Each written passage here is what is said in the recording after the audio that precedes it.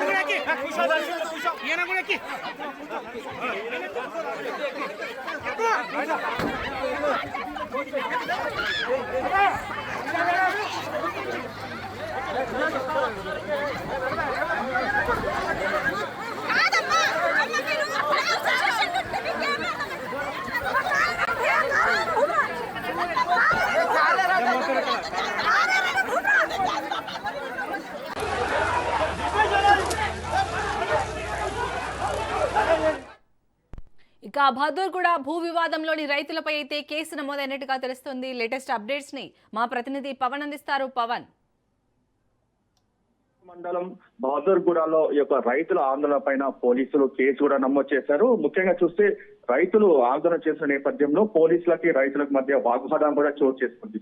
దీంతో పోలీసులు విధులకు ఆటంకం కలిగించారని చెప్పి కూడా రైతుల పైన కేసు కూడా నమోదు చేశారు. అయితే ఇందులో చూస్తే బిఎన్ఎస్ యాక్ట్ 132, 308, 121 రెడ్డివిచ్ కింద యొక్క కేసులు కూడా నమోదు చేసిన పరిస్థితి కూడా చూస్తున్నాము. ఎందుకంటే బుల్లెట్ ట్రైనింగ్ సంబంధించి యొక్క హబ్ ఏర్పాటు చేయాలని చెప్పి కూడా ప్రభుత్వం నిర్ణయించిన నేపథ్యంలో యొక్క భూమి సేకరిస్తున్న నేపథ్యంలో రైతులు కూడా తమ భూములు ఇవ్వబోమని చెప్పి కూడా పెద్ద ఎత్తున ఆందోళన చేసిన పరిస్థితి కూడా చూస్తున్నాము. అయితే మొత్తానికి చూస్తే పోలీసులకి రైతులకు మధ్య యొక్క వాగ్వాదం చోటు చేసుకోవడం, అంతేకాకుండా పోలీసుల పైన రైతులు దాడులకు పాల్పడిన నేపథ్యంలో ఎస్ఐ వనజ ఇచ్చిన ఫిర్యాదు మేరకు బిఎన్ఎస్ యాక్ట్ 132, 308, 121 యొక్క రెడ్డివిచ్ కింద కేసులు నమోదు చేసిన పరిస్థితి కూడా చూస్తున్నాము.